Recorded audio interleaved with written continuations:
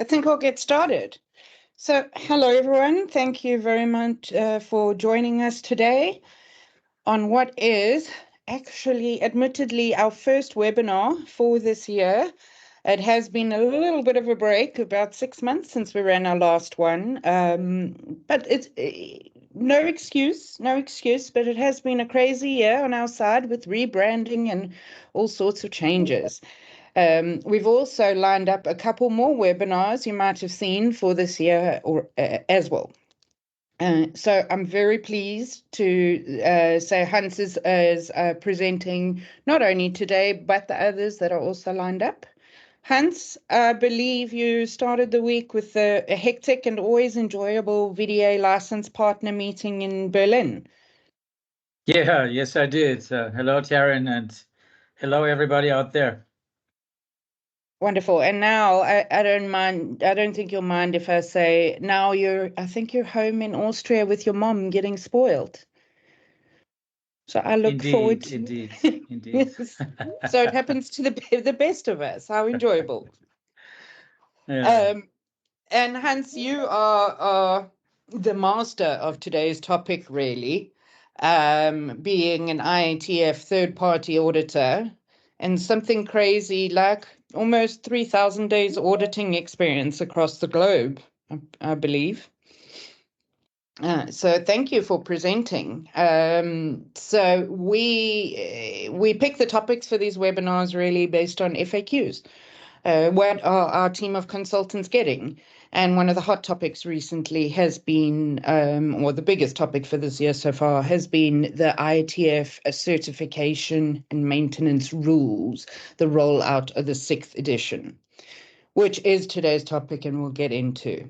Just in terms of housekeeping today, please go ahead, use the chat function, use reactions, etc. We will do questions and answers open forum at the end of the presentation. If you could please, just to help me keep track of things, use the function on the top bar that is Q&A if you've got something you'd like Hans to answer instead of chat, but I will try and monitor the chat as well. And lastly, yes, as always, we will be sharing these recordings on our podcast and our blog, as well as the slides from today.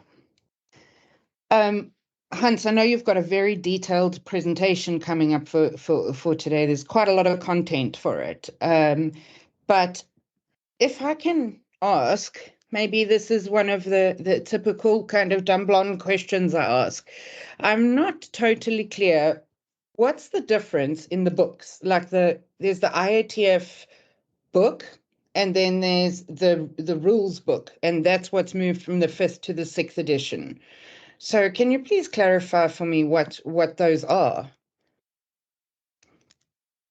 Yeah, Taryn, I sure can, and I believe the majority of our listeners in the audience would know. The IATF requirements book basically stipulates the minimum automotive requirements that apply for any automotive company that wants to deliver products, components, modules into the automotive industry, how to implement the quality management system. And the rules book basically lays out all the requirements to manage and maintain this very complex certification process for actually every interested party. So it's catering not only for the certification bodies. I mean, they are hit with quite a variety of requirements in those rules books, but also for us as the certification auditors. And then, of course, for the clients, that's why we have so many listeners here today. There will be quite some hectic changes. And also the automotive clients or the clients' customers have to come to the party in certain areas. So it's quite a number of interested parties. And the rules book just stipulates the requirements for each and every of those to manage and maintain the certification scheme according to IATF 6949. That's what it is in a nutshell. Okay, I get it. Thank you. Hans, I'm going to hand over to you for today's presentation. If you don't mind, I'm going to be going off camera. However, I might pop on if I happen to have a random question or two, and I will be monitoring any questions coming up from our guests today. Sure. Over to Thanks, you. Tara. Thank you. Yeah. So I'm going to share my screen here real quick and open this presentation.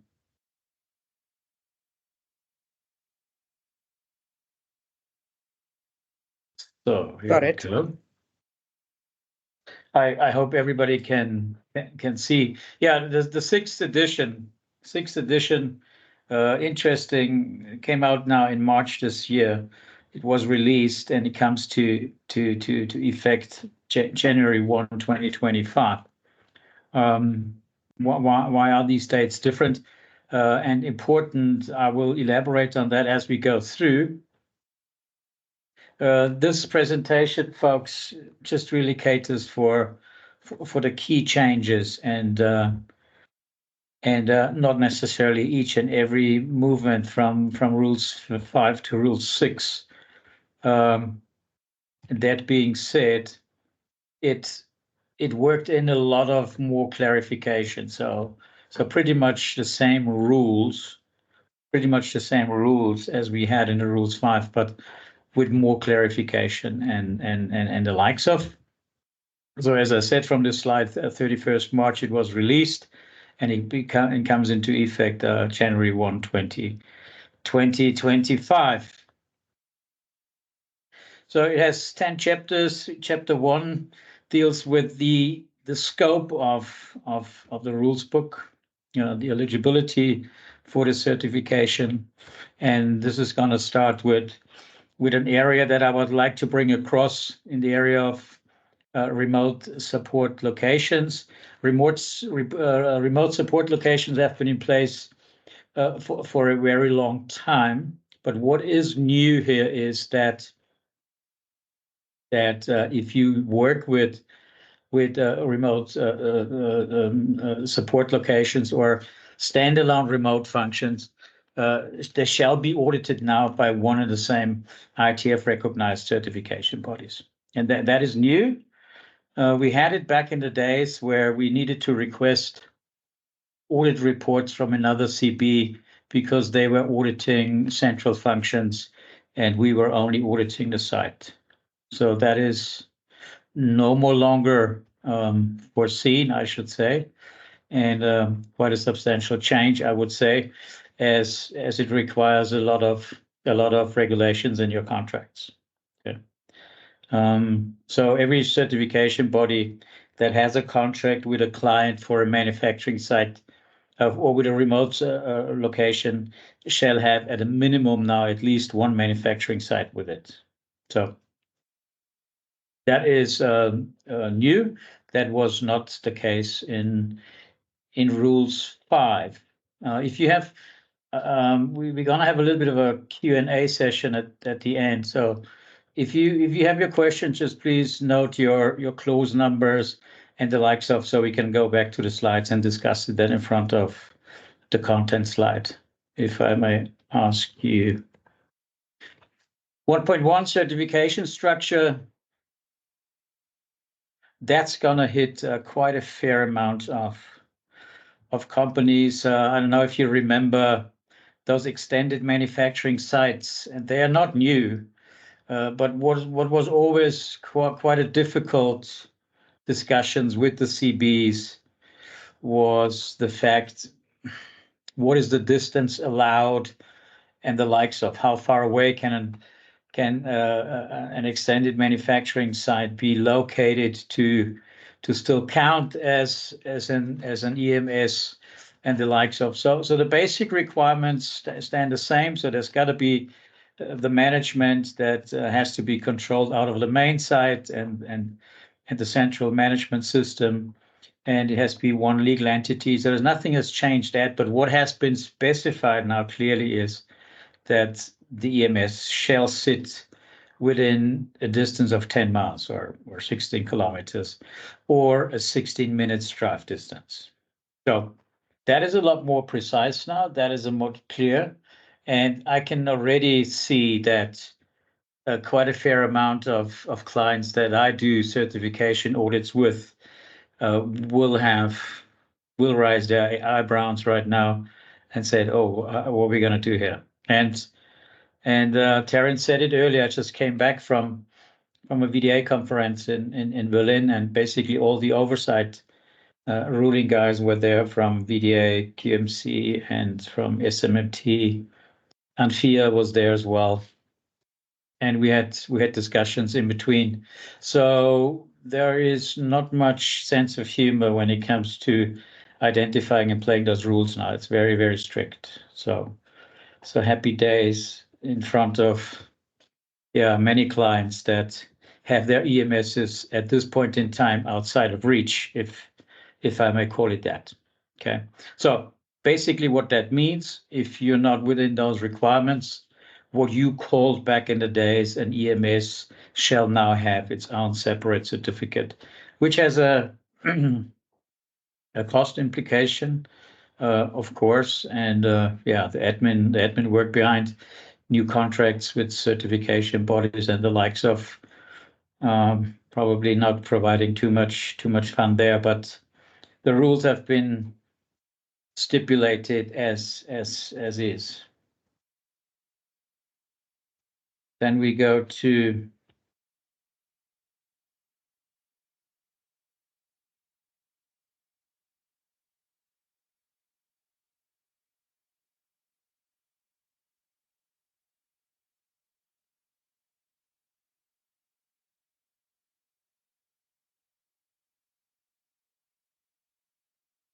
Sorry, Hans, you're muted. Yeah. I think you need to go back. I was shifting. Sorry, guys. I was shifting it around with the little window because I had Terry in front of me. So chapter number 2 deals with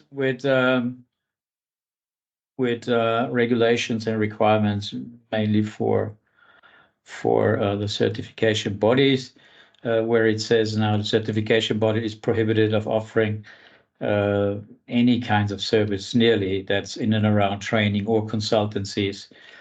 This area of the new Rules 6 book is more precise in describing as to what the certification body is not allowed to do going forward, because it's not a new requirement per se, but it's more specific, and it also includes supplier audits on behalf of a client, which was not stipulated in the previous version.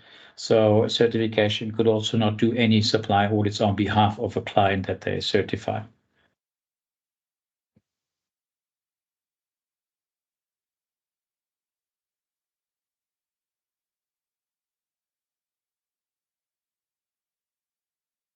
Chapter number 3, certification body, legal contract requirements. Folks, be aware, you have to implement according to the new rules as of January 1st, 2025. I just want to warn you because there are about 78,000 certificates out there worldwide, and a significantly few amount of certification bodies. So there's a huge contractual process in front of you. So I can only advise you to not wait till Q4 of this year and start the process ASAP, because it will run into capacity issues. There's no other way than doing so, and the timeline or the due date of January 1, 2025 will not be shifted. It's not a moving, and they made this very clear. It's not a moving goalpost.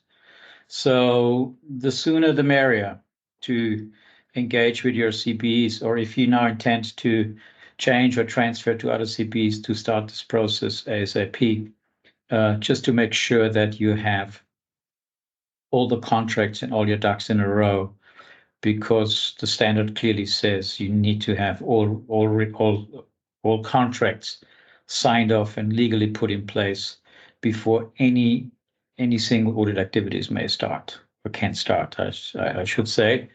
And and we're talking about half year, give or take, 6 months. So please listen to this advice to engage with your CP really as soon as possible and start this process of getting the Rule 6 incorporated in new contracts, if you want to call it that. Chapter number 4, personnel resources. Yeah, that is more relevant for the certification body or the certification auditors like myself. We also have to, as per the rules, have to continuously grow and increase our knowledge and skills about the topics that are ever changing. And we are all connected to an online training concept, which they call CPD. And we also have to go through mandatory trainings. What is said here clearly is that we must mess around with those due dates to not get in troubles, and that all the qualified auditors must successfully not only do it in time but also successfully complete to maintain the qualifications out there. That's what this clause says, and in chapter number 5, I believe, is the area that interests you all out there the most, because that is affecting the clients of any CB potentially quite severely, also in costs. I would like to believe. Let's kick this off. Number 1, back in the days in Rules 5, you had the option in your surveillance audits to do it either in a 6 months, 9 months, or a 12 months period. Although the majority of clients were using the 12-month surveillance audits anyway, you had the opportunity to go for 6 and 9 months. This has been removed, so you can only. So the mandatory 12-month surveillance audits is the one and only option we have now for the surveillance audits, and the versions, or the options, I should say, for the 6 and month cycles is no more longer available and has been removed. What has also been changed is the sense of humor if surveillance audits are not managed within a newly set time frame, which is now plus minus 3 months. Guys, you got to be very careful. Back in the days, we had -3 plus 1 month in the Rules 5. That has been changed to plus minus 3 months. The pros for this adjustment, the way I look at it, is it provides you as the clients out there bigger flexibility in when you're conducting your audits. But what is definitely the case is that failing to stay within the plus and minus 3 months will directly, immediately lead into a cancellation of the certificate. And this has been made very, very clear by the oversights that there is no sense of humor. Okay. The CP shall then notify the clients within 7 calendar days. But back in the days, we know there were options to investigate and somehow come back and waive and the likes of. You have now plus minus 3 months for the surveillance audits. Anything violating that time frame will lead directly into a cancellation. You're going to lose your certificate. Taryn? I just wanted to ask, so everybody's clear, what is the impact of losing your certificate? The impact of losing the certificate is that the certification body will inform each and every automotive customer of the clients that they are no more longer in possession of a certificate. And if you deal with the big boys, the OEMs and the big tier ones, all of them that we know and speak to would lead in a direct status of new business hold. So you would not even be considered for any new businesses. So it's quite a relevant impact. So it's like door shutting impact. Yeah, I mean they're not going to they're not going to shoot in their own feet. So the existing contracts would continue. Okay. It is related to new bidding processes or requests for quotations for new projects. This is where they usually get put on hold until they rectify the situation, and that can be quite time consuming. Okay, thank you. Yeah. 5.2 also, and this is what I need to be very careful to bring this across here. 5.2 deals basically with determining the audit duration for all the different types of audits as they're stipulated here for the initial ones or stage 2, surveillance, research, and transfer audits. Be aware, and this is why I put this down in the presentation, the audit duration, that's what basically the standard is asking is the sum of the audit days, the minimum audit days out of that table 5.2 that is referred, plus additional audit time. And this is where I need to elaborate, because failing to do certain activities will lead in additional audit time that's going to be added to the audit plans. Audit days, minimum audit days, yeah, that table 5.2 changes. There are not significant changes. As you probably all know, the way a certification body determines the minimum audit days that have to be spent on site comes out of a table, and it refers to the number of employees in the company. Okay, plus you needed to add the employee number on the remote functions and temporary workers and the likes of. And with this number of employees, you could go in this table, or still can go in this table 5.2, and then you see it's 2 days, 5 days, 10 days, and the likes of. What has been changed, folks, is in the rules 5, you had a separation between 1 and 11 employees that would have identified 2.5 days on site. It was 1 to 6 employees back in the days for 2 days, and from 7 to 11 employees it was 2.5 days. So those two have been merged. So it's starting with, this table starts now with 1 to 11 employees and goes straight to 2.5 days. So everybody that was below or is below 7 employees, unlikely but still possible, would be affected as of now. And the rest, everything after 11 employees is still the same as the table 5.2 in the rules book 5. What is new or more clarified, each member of the audit team must complete at least 1 audit day. That wasn't specified in the last one. That's why I put it in for certification auditors that might listen into here today. The rule still applies whenever there is more than 5 days, 5 days required as minimum days. The certification body must put an audit team of minimum 2 auditors into the team. So that's still the same.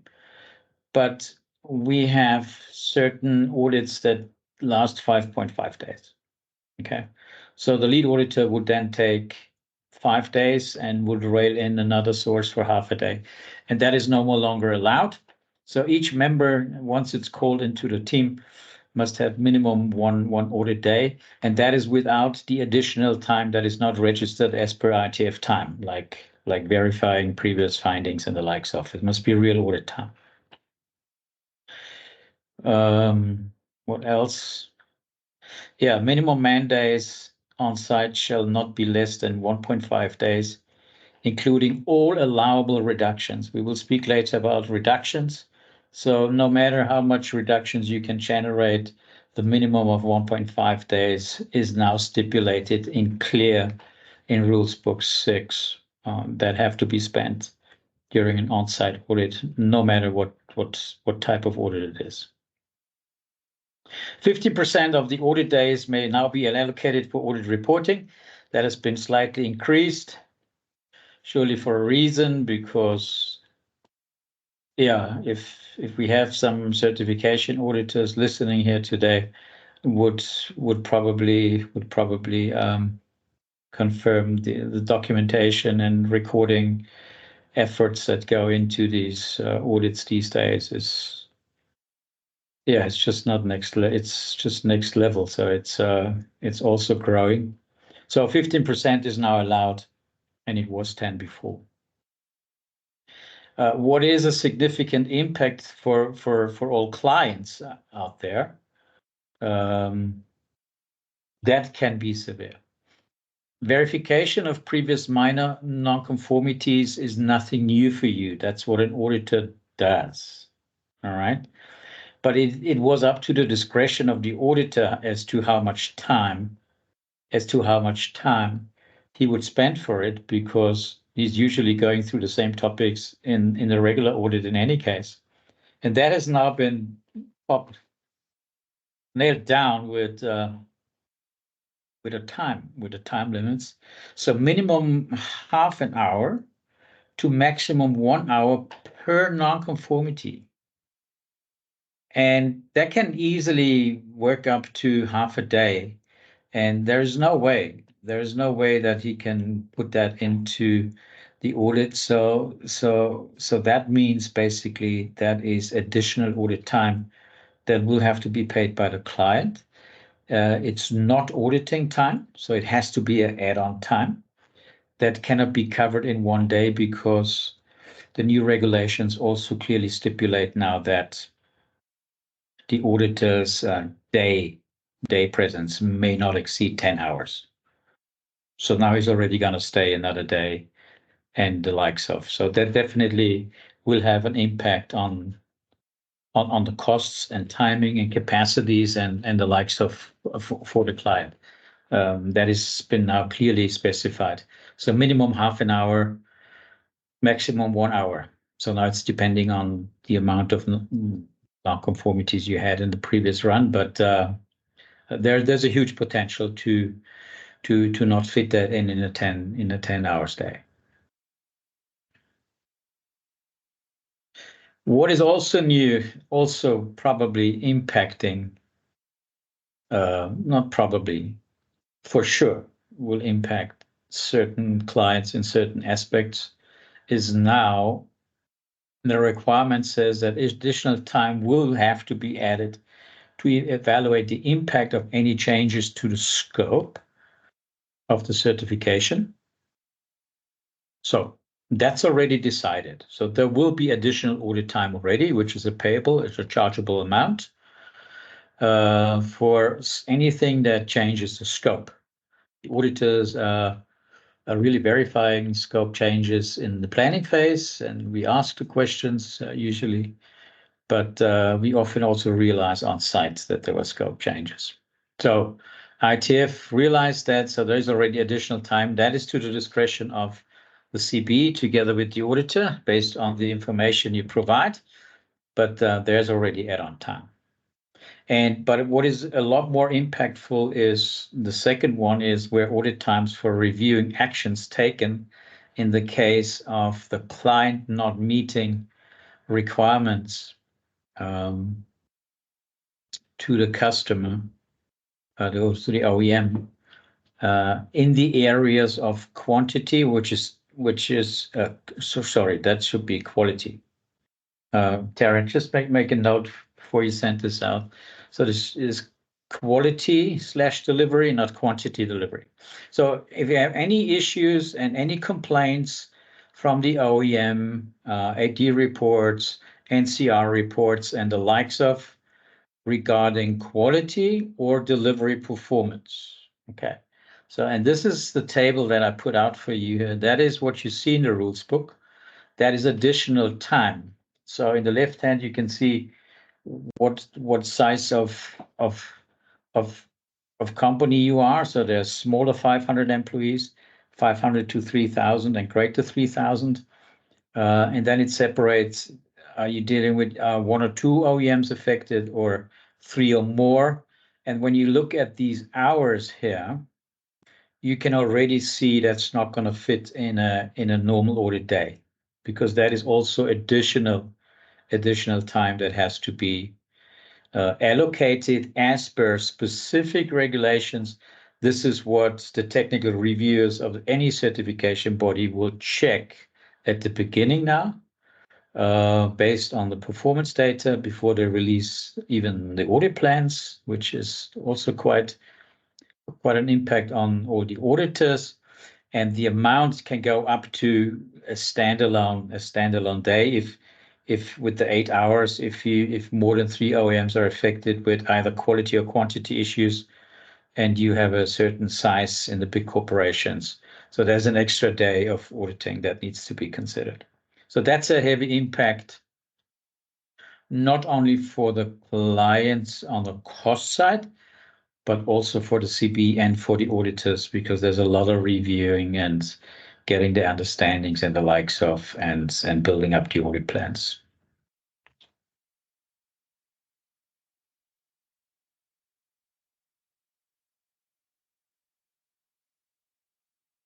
Then we have permitted reductions.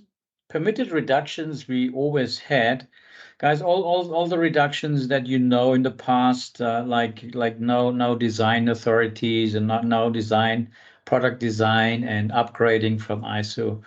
Everything that is not mentioned here stays still the same, but there's still quite some significant changes in there.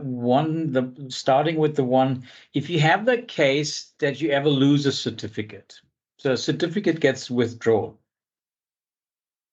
maybe for a reason that the company could not provide sufficient evidence during an effectiveness of corrective action check in a special audit after the 90 days, and the certificate was withdrawn. Okay. So you need to restart. Okay. So usually you would start with a stage 1 and stage 2 audit again. So the stage 1 readiness review is not required now anymore under certain circumstances. So the stage 2 initial review is required subject to the following conditions. So if the audit carried out by the same certification bodies, so that's something that must be usually, and I had it myself when I a couple of times needed to withdraw a certificate, that they were changing the certification bodies. So the certification body must stay the same. The lead time of the withdrawal is no longer than 12 months has passed, so within 12 months. And a special audit must be conducted now prior to the stage 2, if that makes any sense. And that special audit to address the major and minor nonconformities. If you couldn't close the NCs, the minor or major NCs during this special audit, you have to go through a special audit. And if it's closed out, you can continue with the stage 2. If they cannot be closed, then a stage 1 is over and above still required to do. So that's basically what it is. But the stage 1, not necessarily under all circumstances. And that is only for withdrawal of certifications. What's interesting is the combined reduction to a maximum. If you utilize all the possible, well, there was way above 30%. Okay, the maximum allowed reduction, if you utilize all possibilities, shall not exceed now a maximum of 30%. And that's what we only had for corporate schemes and the likes of. For corporate schemes, for the ones of you that are in a corporate scheme, the big corporates, only 15% reduction of the minimum audit days now applies. That was different. Back in the days, it was 2 to 9 sites you could reduce 20%. From 10 to 19 sites, you could reduce 30%. And over and above 20 sites, you could reduce 40%. So that has been changed, and it doesn't work that way anyway, because they run out of effective time of auditing very complex manufacturing sites. And the reduction was triggered by the number of plants, which makes actually no sense. And that's what IATF now realized. So the maximum is 15% reduction if you're in a corporate scheme, and not maximum 40% that we had in the past.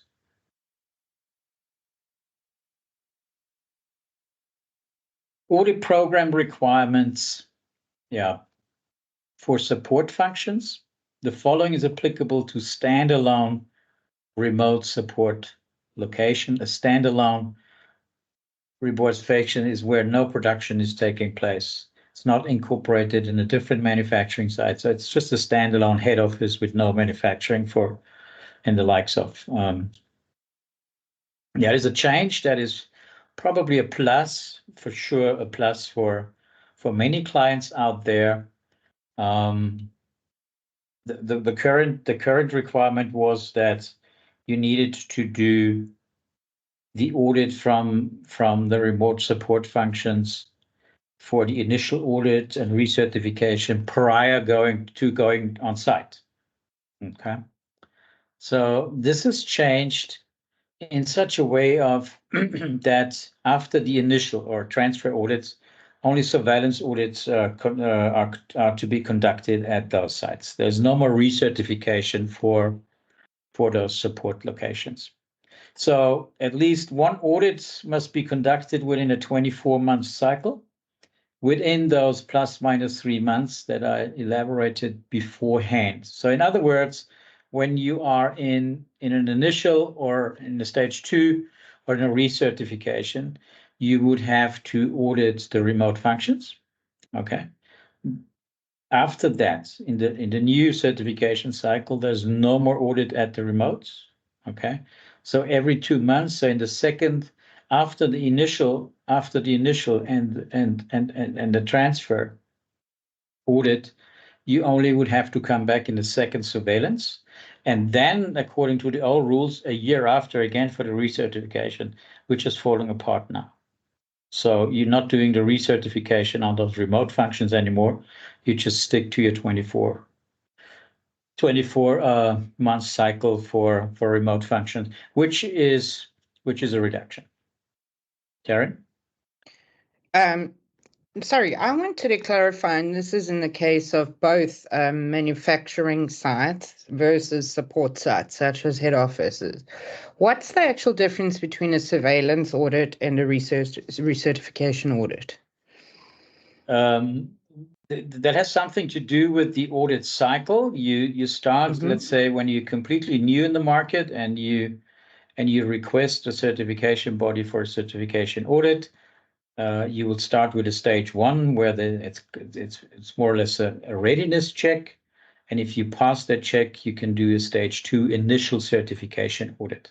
So, and after that initial certification audit, you have now every 12 months a surveillance audit. So year 1 is a surveillance audit, year 2 is a surveillance audit, year 3, this is where the circle ends, becomes a recertification. Okay. So this is the 3-year circle. The difference is that in a recertification, you have to assess the complete management system, as where in surveillance audits, you only do portions of the system, if that makes sense. But it's also on a reduced number of man counts. Okay, and in those surveillance audits, though, so if you had 2 surveillance audits, would you have to cover the full scope across the 2 that would then be covered in the recertification? Yeah, that's basically what it is. So the 2 surveillance audits together are a complete management system in itself. Okay, perfect. And the recertification does the full system in any case. Yeah. Thank you. So IATF observers, folks, listen. You got to be very careful here.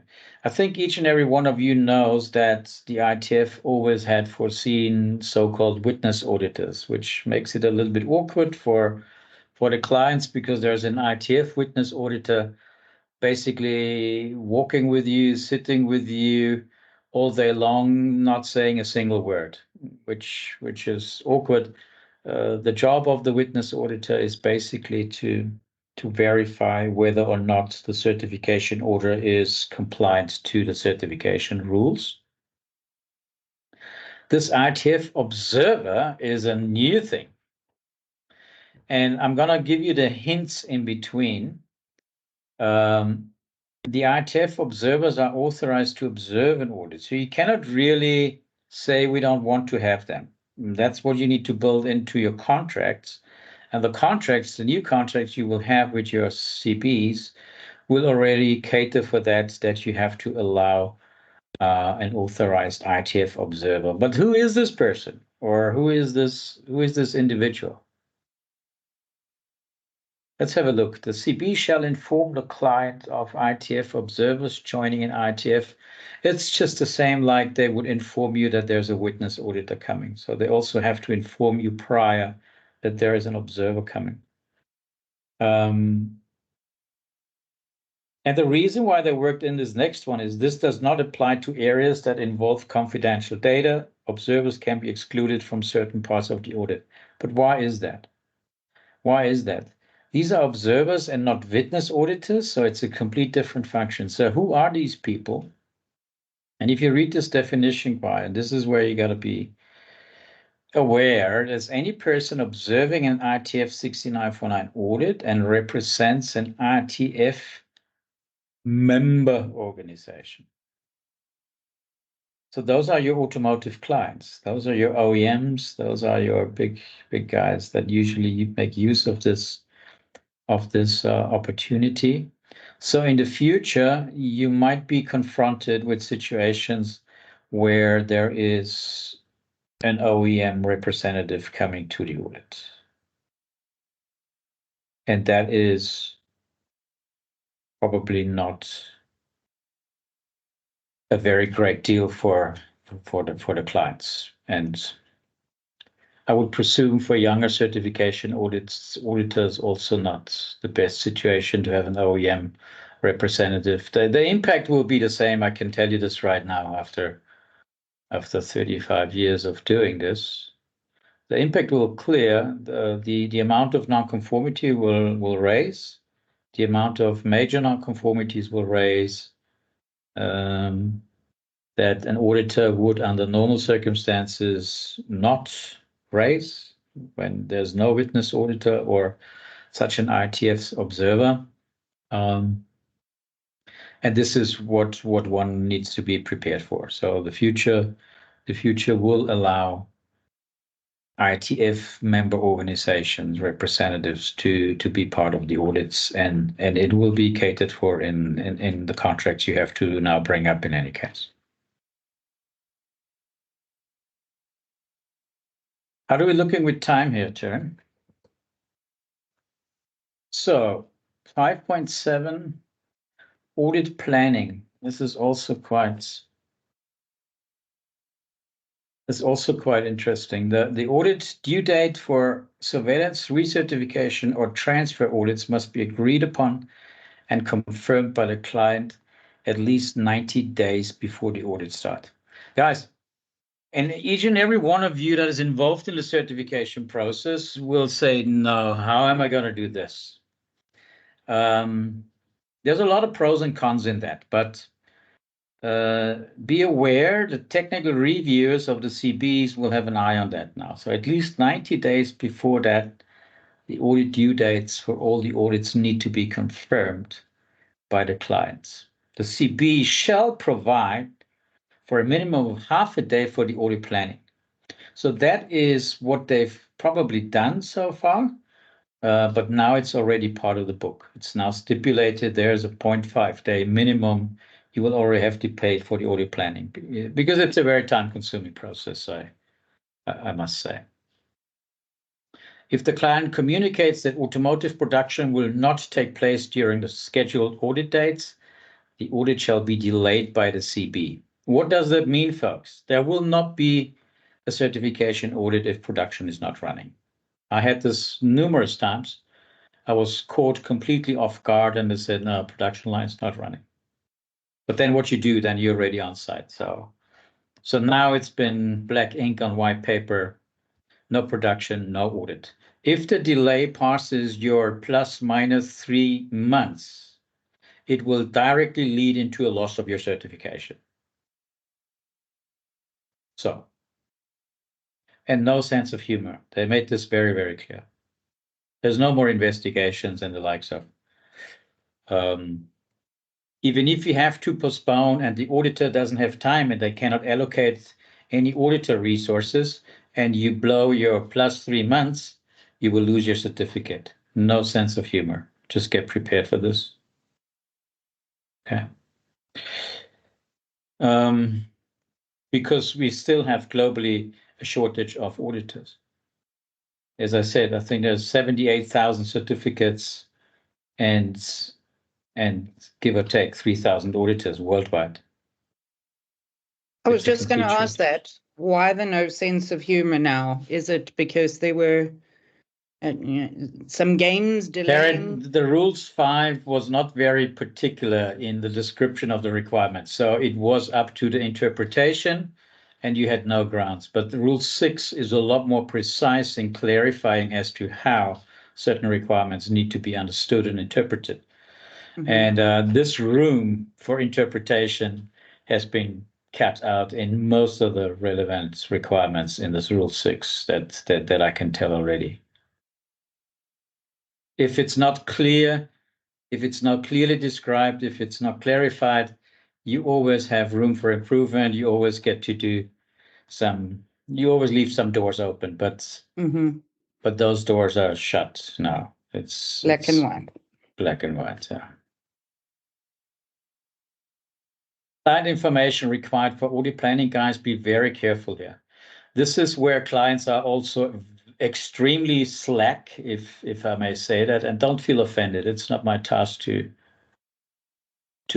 offend somebody, but clients with providing information is a catastrophe in so many cases, and I'm affected by that myself. So this is not an assumption. This is a fact story. This is also clear now. The CBs and IATF realize that the client must provide the audit planning information to the CB at least 30 days prior to starting the audit. And the reason for that is because the audit planning, we're reviewing so many more information now.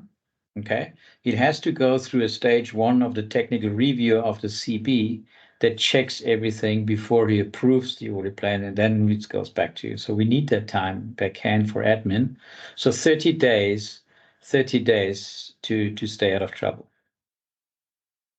The audit planning information is also increased now to what the book says. Now I want to also say KPI reviews, special status conditions, and the likes of, as you can see here, there is several more that need to be provided to do the verification also through the CB stage 1 audit planning check. And failure to provide information can result in delays in conducting audit. The delay of the audit is one thing, but again, if you then go out the +3 months, you're going to lose your certificate. Again, no sense of humor. They made this clear. And it can also result in additional audit time at your cost again. So it's very advisable to respect these due dates to stay out of troubles here. The CB now reviews the audit planning information and generates the audit plan through the auditor. Back in the days, I could do my audit plan based on the verification that I received from the client. I did upload it on Cara, but there was not really a review or anything like that. So I sent it to the client. But now there's a review check for each and everything. Okay. The client must receive the audit plan at least 14 days prior to the scheduled audit. Yeah, this is a task for the auditors, for us, and for the CBs. but challenge is accepted. The 30 days we need, therefore, because you also want the plan now 2 weeks prior. Client information required for audit planning, that is, goes along. The review of missing materials before the opening meeting is no longer acceptable. That was a rules 5, so I could do extra time to review. That is no longer. The only exception is in around the management review because of the confidentiality, and that's what the book also clearly says. But if not provided before the audit, 2 hours will be now put into the audit plan. So this is why there's a technical reviewer now looking at the audit plan and all the information 30 days prior to the audit event. So it is, the race is on, guys. Let me tell you that much. For all of us, not just for the clients. Systemic problem solving. Folks, if you receive any customer complaints, AD reports, NCR reports from customers, a major nonconformity shall be issued. If no action plan is in place to address performance issues reported by those customers, or the plan is not implemented in a timely manner, and or if the completed actions are not effectively implemented. Problem solving is the #1 most addressed nonconformity in the world ever since I can think.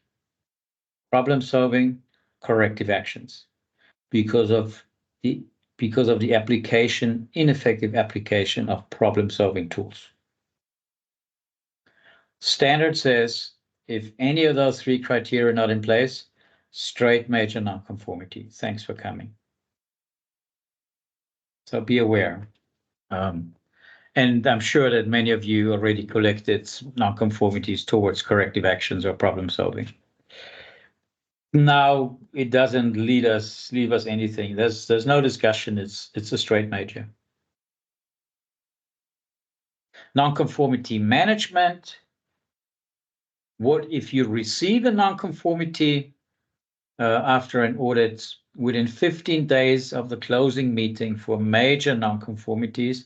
You need to respond, and you need to respond with the implemented containment and their effectiveness, implemented correction to stop the bleeding, and for the root cause analysis, including the methods used. You don't have to have the root cause analysis, the corrective actions implemented, but the root cause analysis. Let's be up and running with the systemic approach, with the Ishikawas, 5 whys, whatever methodologies you use must be very transparent and very, very plausible. Let's put it that way. Within 60 days of the closing meeting, evidence for the implemented corrective action. This is all for majors, guys. So 15 days response, that used to be 20 days. Now 60 days is clear. Many certification bodies played the 60 days, but it was never really stipulated in the book in Rules 5. But 9 and Rule 6 it is stipulated. Within 60 days of the meeting, you have to have evidence of implementing corrective actions, and the effectiveness of these questions, of these actions, must be verified with crystal clear evidence.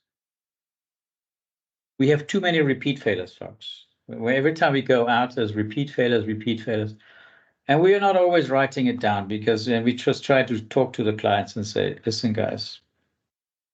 But one must admit it's problem solving and analytic problem solving and root cause analysis is not in a great state in this industry worldwide. And I've done this in 50 countries worldwide. It's just everywhere the same. And failure to submit the response for a nonconformity within the allowed frame, no happy days, straight losing your certificate. So that is what it is. Then we have still the option of 100% resolved conditions. So if the nonconformity is not closed, but it's 100% resolved, always applies just for you to see 100% resolved status I give when the implementation of corrective actions is linked to a high investment IT solution systems and the likes of that cannot be managed within the 90 days.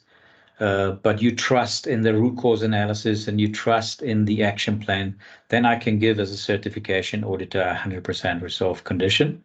But if so, that a special one-time audit to verify the effectiveness of the corrective actions for those must be conducted no later than 90 days before the next scheduled audit. That is new.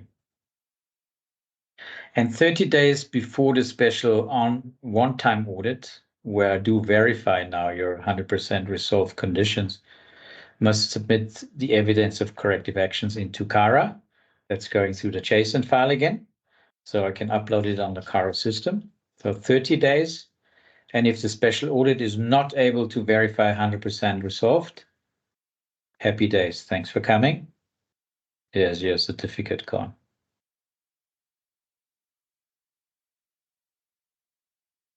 Technical review and certification decision. After the closing meeting, the client will receive only a draft person. I have made my life so much efficient over the last 30 years in reporting. So I was always able to present the final report during the closing meeting. It's no longer allowed simply because the technical review team from the certification body in their step one make an audit documents completion and the likes of. So I can only provide you now with a draft report, and the final report will, after that step one tech review, will come 20 days after the closing meeting. Okay. The starting date for decertification is the date of the audit closing meeting. That has not changed. That is always the same. I just added it there for you to align us all, and not the date of the final report received. So it's the day of the closing meeting, if you want to call it that. Nothing has changed there. Just to move you out of the way here. So clients must therefore not wait for the final report before they begin to address the NCs. So full steam, whatever you get in the draft report, you can also go. There won't be changes much. They're not going to question the NCs per se. It's just the surrounding documents and the likes of. So you can start shooting out of the holsters and fix those NCs. You don't have to wait those this month. Certification decision shall be made within the maximum 120 calendar days from the day of the closing meeting. Also not new. So 514 letter of conformance, just for clarification, letter of conformance. If you have a business on the line with an automotive client, but not yet, but in the line, you're in a bidding process and the likes of, you can apply for a letter of conformance where the certification body basically comes on site and verifies in the stage one and the stage two audit and confirms to you that you are compliant to the requirements. It's not a certificate, it's not an IATF certificate. And what is new here now, that if you request, if after 12 months, it's only valid for 12 months. But if you need it longer because the business is still not landed and you need to request a new one, there's no more stage one required, and a 30% reduction on the stage two will apply. Okay. But you have to apply to get to not go into a stage one audit. You have to apply before the previous LOC expires. That's what it is.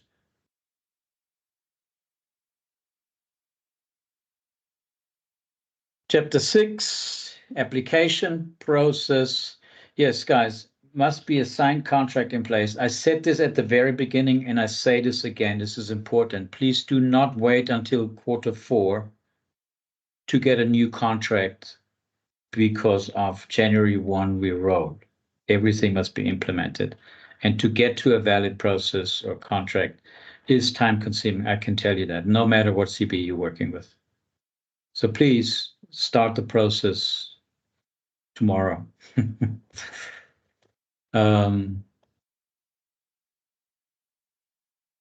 Chapter 7, audit types and remote auditing. Remote auditing became very modern during COVID times. I believe you all remember that. generally be assured IATF audits don't like the remote audits anymore. So generally, please understand IATF audits shall be conducted on site. All right. However, there are some exceptions as stipulated here. The first one, if there's a key person, a key player missing during the audit, and you can rail him in on site to buy in. We do this many times. But a remote audit may only be conducted at a standalone remote support location, and you cannot do any remote audits where there's production, warehouse, or material handling running. So you can only do it at support functions. Okay, remote.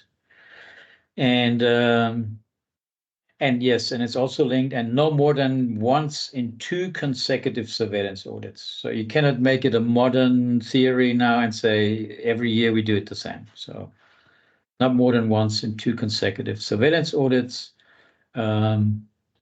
But it's still under certain circumstances you can do remote audits, but however, IATF audits will be done on site. That's clear.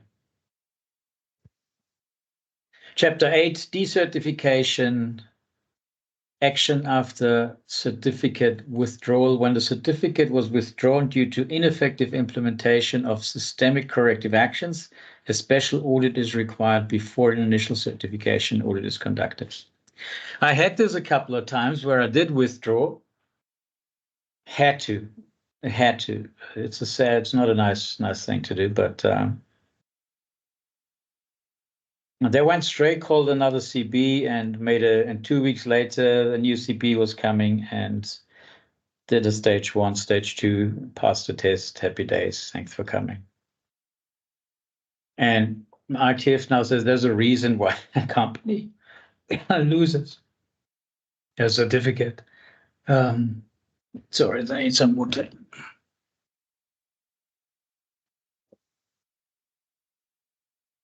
There's a reason why they lost it. So before anybody takes over here, no matter what, there is a special audit required before you even start the initial process again. And that's basically what this says. And these special audits you can do again and again and again till you pass, and then you go into your stage 1, 2 process again. So that is also new. And there was not really key changes to Chapter 9. That's the records. That's for the certification bodies. And the terms and definitions, also nothing really special. So in order to close this up, I think we are well in time. This rules 6 of the rules book, guys, provide a lot of clarification. Not so much dramatic changes. It's a lot more clarification than anything else, but it has certain impacts on costs for the clients, on admin efforts. The rules 6 say that it tried to streamline and make the whole process more efficient. I would respectfully disagree, but it is what it is. The IATF system requirements have not changed yet. And also the sanction interpretations and the FAQs that you know from the previous rules 5, they are no longer valid. They'll all be null and void. And they've all been worked into the Rule 6 books. So there is no more SIs and FAQs from the old days from Rules 5. Guys, if you have any more questions, I'm sure we can take, please find us. Taryn will give you all knows where to find us. If you want to discuss something else, I'm more than happy to make time to take some of the parts offline. And this is me, Taryn, back to you. Wonderful, thank you. Yes, I've got a couple of questions here. Dorothy is actually throwing questions at you, Hans. Thank you, Dorothy. So first up, what happens? I kind of like this one because normally the client has to do everything quite right. What happens if the auditor does not provide the audit plan in the 14 days? Many times we get the audit plan the day before, even when the information is provided 30 days before. Yeah. What's going to happen is the technical reviewer will pull the auditor's ears, but not with any severe consequences. He will say, "Guys, be careful," and that's about it. Okay. Dorothy, I was expecting that answer. Okay, can a SARL standalone remote support location receive a letter of conformance? No. Okay. Cannot, for one reason, because in order to be able to apply for a letter of conformance, the aim is for the certification of IATF 6949, you have to have a manufacturing site. And a remote function does not have any manufacturing, and consequently, the LOC is also not within the scope of given. No, cannot. Okay, thank you. Simple and clear, hopefully. If anybody else has any more questions, please pop them in chat or Q&A. Hans, if you don't mind just flipping to the next slide there. I wanted to confirm if anybody has any follow-up questions, we will gladly answer them. If not one of us, then one of our consultants can get in touch. Please get in touch with us or visit our website, ht+a.solutions. And that is where, Dorothy, to answer your last question, where you would be able to access the podcast as well as the recording and the slides via the blog. I expect that I can have them up hopefully by end of day tomorrow. We will also send out a newsletter if you have subscribed on our website to receive communications from us. So in case you haven't, please will you go to ht+a.solutions and just subscribe in the footer of the website. I saw a raised hand there. Sibusiso, did you have a question? Then I raised my own hand, which I didn't mean to do. Okay, it's down. Hello, Jacob. Thanks for joining again. You join all of our webinars. I really recognize names over the years. A remote company site, that is, the department is not at the assembly plant location, but has design, engineering, and prototyping functions. Can it be audited remotely? The remote site is not in the manufacturer. I'm just trying to understand if I understand the question. So can you remotely audit the department not at the assembly plant, but it is design, engineering, and prototyping? No, you cannot. There is a table you will find once you're in possession of the books, which functions as per IATF can be considered as online from remote function, which one cannot. No, if you have prototyping and any sorts of development involved, you cannot. Also, the 24-month rules just for surveillance audits is not linked to design. That hasn't been changed. If you have in a remote function your design authority, you have to audit them every year. So then you're also not within the 24-month cycle. That hasn't changed. Engineering, design, product design shall be audited every 12 months, every audit, just like the manufacturing. So no, you cannot. Okay, Jacob, I hope that's clear. We've got 5 minutes left on the allotted time. We actually planned this one well, Hans. Our timing isn't usually the greatest. If anybody has any last questions, feel free to pop them now. Otherwise, we're going to start wrapping up. Please also do visit the site where we have additional webinars coming up later this year. In September, one titled, Are You Drowning in FMEAs? All the FMEA requirements out there. And then in November, how to drive an effective process management culture. And that's an interesting one for me, not being a manufacturing person per se, but with the changes that have happened in our organization and in becoming ht+a this year, we've really implemented a process ownership based culture. A lot of changes and a lot of learnings, and I've really enjoyed it. So I'm looking forward to, by year end, being able to analyze how we've gone through these changes this year. Pierre, can you purchase Rule 6 through ht+a? Yes, although we don't have copies, don't have any copies yet. If you urgently, if anybody urgently needs, please get in touch. We might be able to also procure the digital versions via the e-reader. But apologies, we don't have copies yet here in South Africa. And I think that is it then. Thank you very much, everyone. Thank you, Hans. Yeah, pleasure. Thanks, guys. All the best. It's a good one. Bye. Bye.